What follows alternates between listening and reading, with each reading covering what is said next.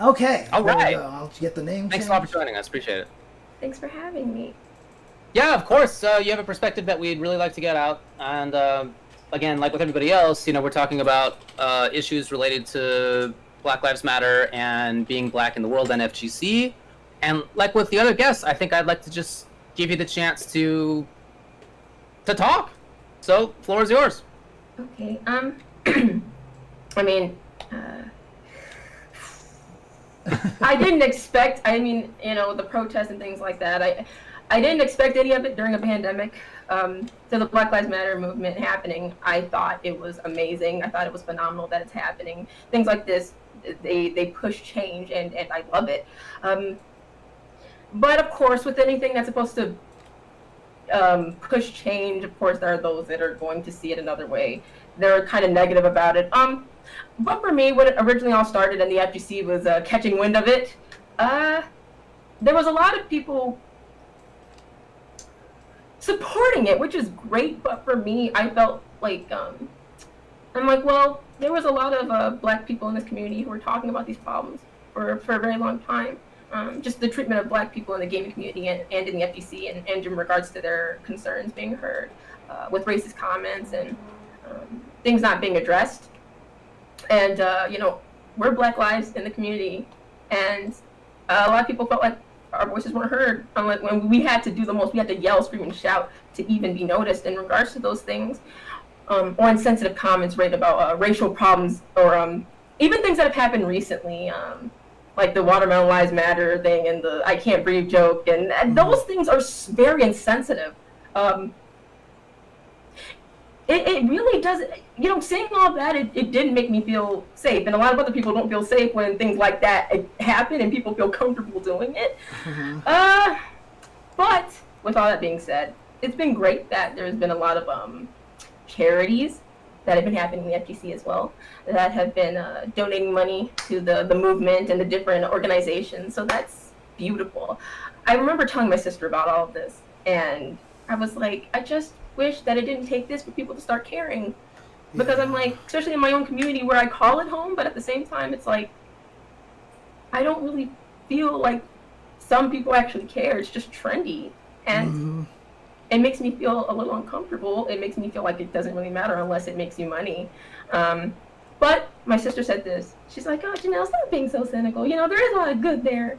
And she's like, things like this help the world move forward, the change, because she's like, there's actual genuine people who want to do the right thing.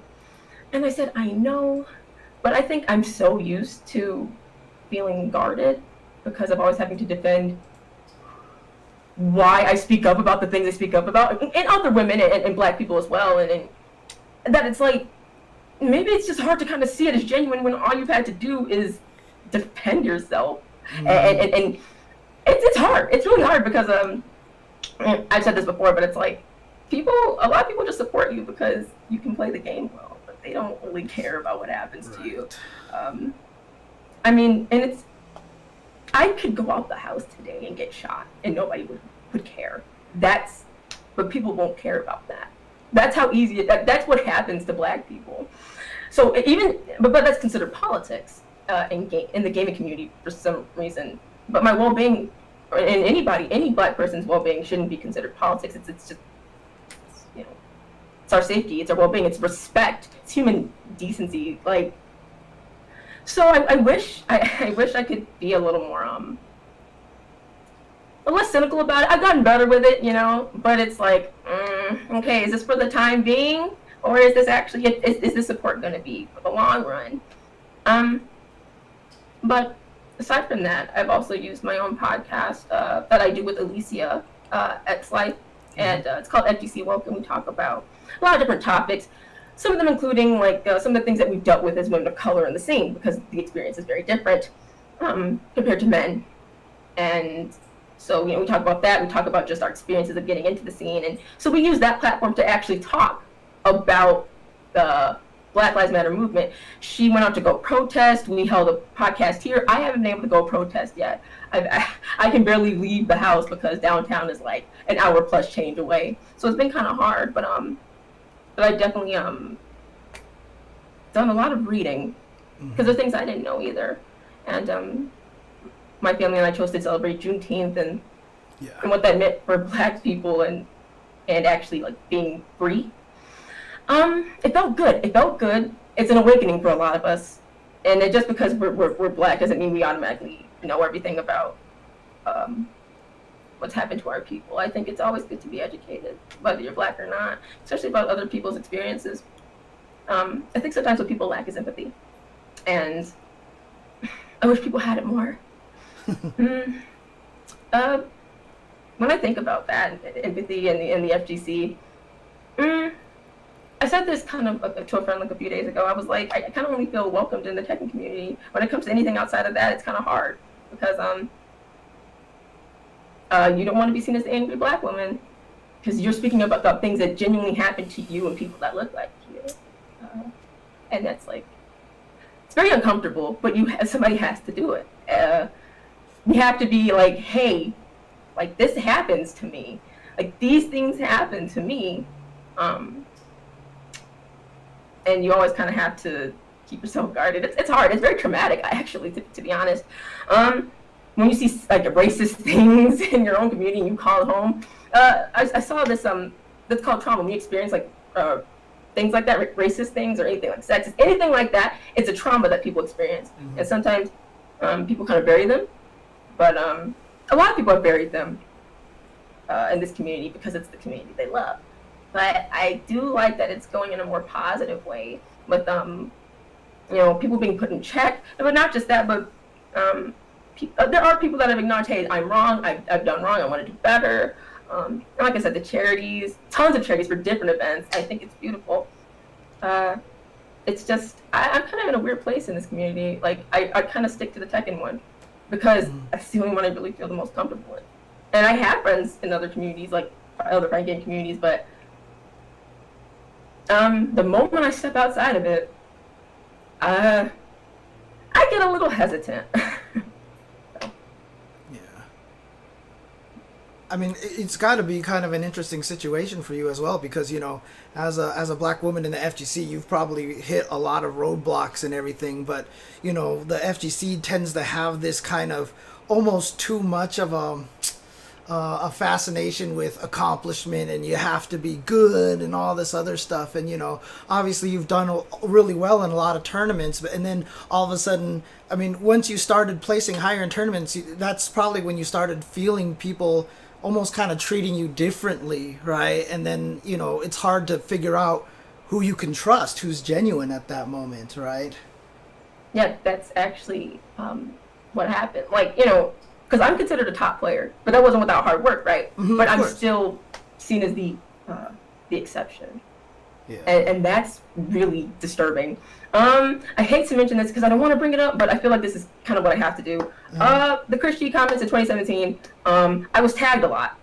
And it was very uncomfortable because those were my first introductions to like the competitive and the social media side of the FGC. I was like 20, 21, 20, something like that. I was very naive because I didn't know much about the scene, but I was really excited to play a lot because I saw the improvement. It was based on my own hard work. Like, I was really excited. I was happy. I'm like, wow, everybody seems so great. Silly me. But I got tagged a lot in the comments that he said, and it really shattered everything that I thought. Because I saw Black men in there, some Black men in there agreeing, and Black women agreeing. So, and I was getting tagged as the exception to it. I said, no, that's not fair. Why do Black women have to get targeted? And right. So it's kind of like one of those things where it's like I was doing well, but at the end of the day, I mean, right. You still get treated like that. Right. So that's why I had to separate myself from certain parts. And yeah, like sometimes there's special treatment that I'm given, and I don't want that. That's not what I want. I want Black women and women to be treated the same as everybody else because we want the same thing. Whether it's to enjoy the scene, we want to meet new people, make new friends, get better at the game. And I should not, or any other woman, no other Black woman, no woman in general should have to deal with that side of it. It was very traumatic for me and a lot of other women, and I almost left. Like. Yeah. It's not just words. It's the fact that those words enable people to also feel the same way comfortably and state it outwardly. That's why so many women have left the scene, because it's like gatekeeping. It's a different experience for women and for Black women. You know, Black women have been saying forever they wanted something done about those comments. Nobody listened. They said that they were complaining that they were bitter, but it makes the scene unsafe for us. We're called all kinds of N-words and ratchets, and I mean, so it doesn't make it safe. It doesn't make it welcomed. So it's kind of hard, because like, how can you succeed in a space that isn't welcoming to you? It's hard. It's really, really hard. You have to dig really deep. That's why I said Tekken for me. I'm so glad I played this game. Because like, I feel like I actually get appreciated, like for what I do, because I'm one of the best for a reason. Like, and nothing should ever cloud that, you know. Like, but in other scenes, I see the treatment is very, very different. I don't know if it's because Tekken's still like kind of smaller, maybe. Maybe there's more diversity in it. I don't know. But if it was any other scene, like, I get it, because women have left the scene. Burner Bra was even talking about her experiences. I asked her to come on my podcast, like, last year. Yeah. And she told me, like, burn your bra on cue. And I don't wish that for anybody. Yeah. Who comes into the scene. I'm not trying to make it like Sabo was, you know, the Black women. No, I'm just saying this stuff exists and it's getting better. It's just right.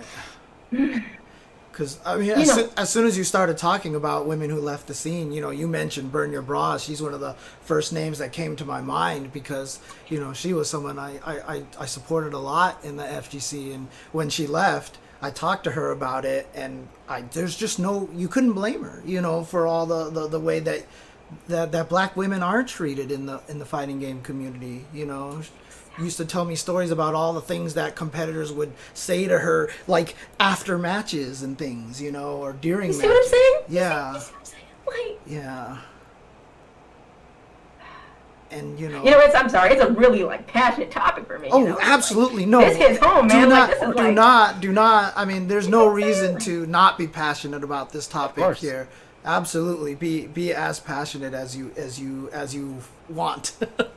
It's just, you know, my parents told me, like, I could be whatever I wanted, you know, but they did tell me that, you know, because I'm Black, there are some things that I might have to do twice as hard, and you know, for parents to have to give that discussion to their kids. A lot of Black children have experienced that. A lot of Black people can count the time in their head when their parents had that conversation. That conversation, the one where you have to listen to police officers when they pull you over. What do you need to do? How you have to be. Like, that is, it's like, that's really scary. But like things like that. So yeah, like you know, I didn't know that when I went to the FGC it was going to be like that. And I thought about, you know, when Burn Your Bra she talked to me, right. She told me everything, you know, and me, I always try and fight back the tears, because I'm like, man, I always have to be so tough in this scene, but like, no, this is not okay. I used to hear about her all the time, and I don't even play Street Fighter. I mean, I love the game, I play all the old ones, but, you know, she's appreciated in a place that actually can respect her fully. Because I heard she's a successful author, and I think that's beautiful. Oh, that's great. Yeah, she's had a couple of books that were published, and I think that's really, really awesome to hear. I didn't know. That's great. Yeah, she was talking about it, and I told her everything I was doing, and she said she was proud of me, and that meant the world to me, because it was another woman who understood, because she's. Yeah, I mean, you know, it's kind of a tough position that you're in, though, right? I mean, how hard is it to balance? You know, because like you said, you don't want to be an exception. You don't want to be like, oh, look, here's a girl who's good at Tekken kind of thing. But at the same time, you kind of serve as a role model. You know, you are kind of a, you know, other girls are gonna see you and be like, I want to be like Cuddle Core. I want to be, that kind of. I want to be a top player in the Tekken community and stuff like that. And how hard is it to balance those two kind of, thoughts?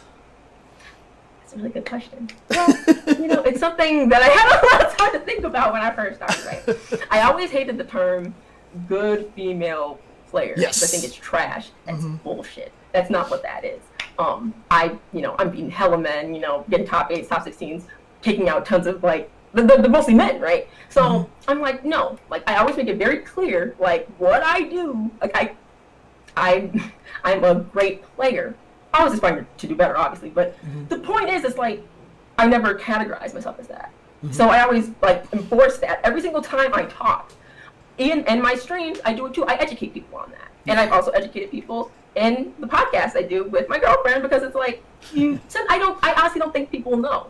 So you let them know, hey, this is actually kind of insulting, because I beat people who are men, and because 98% of the community is men, or 90 something, right? So when women hear me speak, I always push that. I always say, hey, don't let the community make the standard for you of how you're supposed to play. You set your own standard. Because if the community had it, honestly, I think a lot of them, I've seen it, they kind of downplay women's skill. We can't be at the same level. And I'm like, that's a joke. Because I've seen women, I know women that are, they're at that level. Of course, women are the minority, so you won't see a ton of them, but we still exist. So I always kind of enforce that, hey, I'm a great player, not a great female player, because that doesn't exist. That actually puts me in a category. It separates me off, I'm only good for a woman, when that's not the case. But yeah, I always make that very clear, and I hope, when women hear it, they're like, yeah, you inspire me for this because, you do well. And that's what it's about. You can be a great woman and a great player. It's just, don't ever, separate yourself. If that's what you want to do, fine, but, know that you are just as worthy as a man to be on that stage, because you earned your spot, because you beat the best to get it. So. What has made you stay in the FGC? The fact that I have great training partners and I have a tight-knit community. That's what has, and because Tekken actually really appreciates the way I am. I know this might sound really small, but these are huge things to me. Whenever I do well, I'm always advertised in the best way possible, Nothing's ever sexualized, nothing's ever cut out, the thumbnails are never it's me. In all my blackness and all my cuddleness, it's me. And it's never hidden, it's never put away oh, this isn't marketable. Because I know that exists, because of, the look or something. But Tekken has, the people have been very kind, they've been very welcoming. I had a really good introduction to the scene when I first started with the young men I befriended. And since then, it's just gotten better and better. And because I practice so much, I train so hard, success is something that's quite addicting. Yeah. So you want more of it. And, so I try and get that to other people too, so we can uplift each other. So, I uplift all the people that have helped me too. So it's it's a chain effort, we just help each other, and it helps, and it makes, because I like making a difference. Because if it wasn't for that, I'd be wow, am I really fulfilled? But I get to give back, and I think that's really awesome. I love it. That's so cool. That's great. Yeah. I mean, you talked about how the Tekken community is really supportive. I saw Harada tweet out your stream, I think it was yesterday or something. Oh yeah. Yeah. He tweets out streamers quite often, and it's a great way for him to get back to the people who support his game. No matter how mad they get about the patches, he still loves them, which is really cool to me. But he he really supports the scene, and like I said, I think it was kind of because there were a lot of black pros I looked up to in Tekken as well, that were great examples of success. NYC Fab was a huge one for me, because he ended up training me in certain ways too. Nice.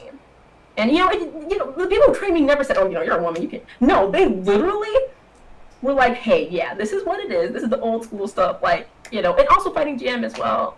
He did too, but a lot of people just they never thought twice about my color or my gender, and I'm grateful for that. And I remember those things. That's what keeps me as well, because that's why I am where I am, because people didn't look at me different. Yeah. I got lucky. I hate to say it like that, but I got really lucky, because not every woman has an experience.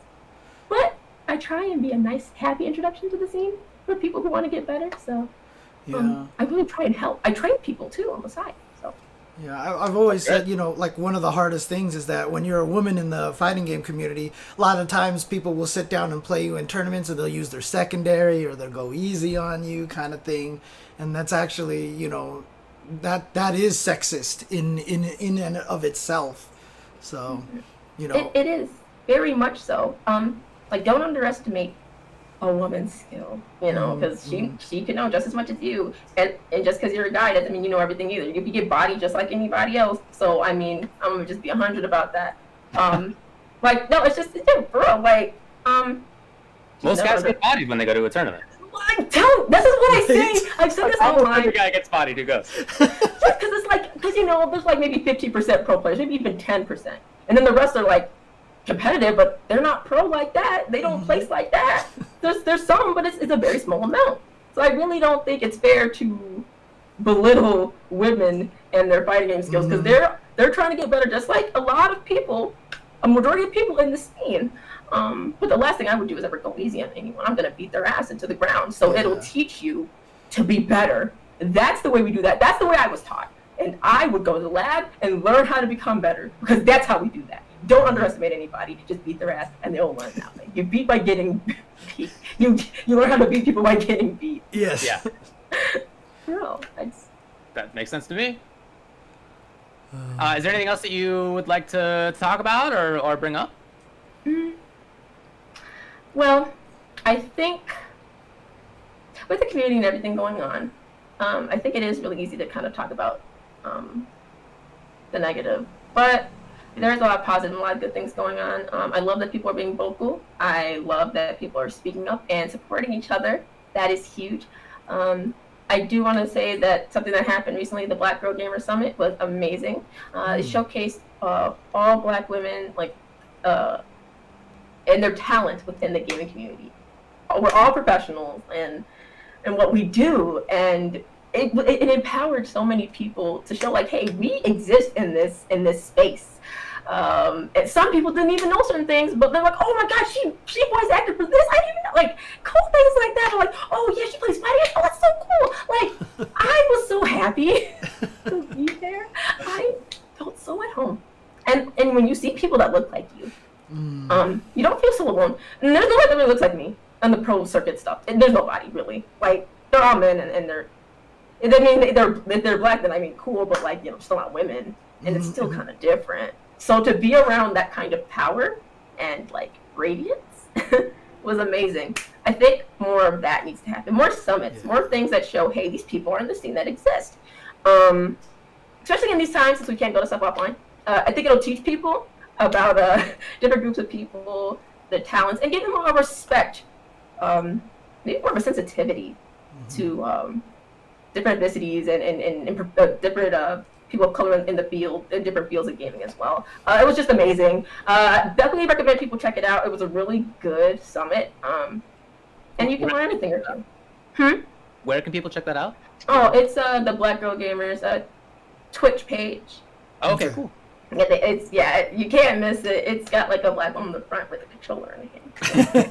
But it was awesome, and I think people should check it out. It's very empowering. It's not just for Black women; it's for Black people who maybe are a little afraid, and maybe like the to get into the scene because they don't know where they fit because of some of the problems that have happened regards to people of color and in this workspace in gaming. Just worth a look-see. Cool. Is there anything else you want to plug? Oh yeah, we have a podcast called FGC Rogue, me and Alicia X Life. It happens once every month. We talk about everything from positives, negatives, the scene, and we talk about current events. Channel? Which channel is it on? Twitch channel? Oh, I'm sorry, Twitch. .tv/cuddle_core. There you go. I'm sorry, yes, that. It happens once every month we have a Twitter page that like lets you know when and all that. But yeah, if you're looking to have discussions like that without getting attacked to death about them because it's against politics, just come to our page. We talk about all of it, so you don't have to worry about that. Because like, it's good to talk about. It's healthy. It's healthy. Yes. It's okay. But yeah, that's all. Thank you for having me. Cool. You have a twin sister, right? I mean, not a little bit. I just call her my twin. But Oh, okay, for sure. Your impression of her, suddenly going super high voice, I thought was hilarious. I was like, why are you? Okay. I couldn't help it. It's just so funny. It's just, I love that kid. I just, it's so funny. All right. Also, I'm following the Scar saga very closely. Wow, really, David? Really? Really, David? Come on. I was gonna go the whole way without mentioning I that. didn't know what was gonna happen. I had no idea me shooting my shot was gonna make. I had no. He's a great man. He is. He's a wonderful guy. He's a wonderful, absolutely amazing guy. So, I mean, I really thank him for that one time that he lent me his Lamborghini. No, I saw all of you all trying to gas him up in the. I saw it. All right, but thanks for coming on, and again, appreciate everything that you had to say. So, Really appreciate it. Thank you for having me. Have a good one. Bye, all guys. right, bye. Good night. Oh.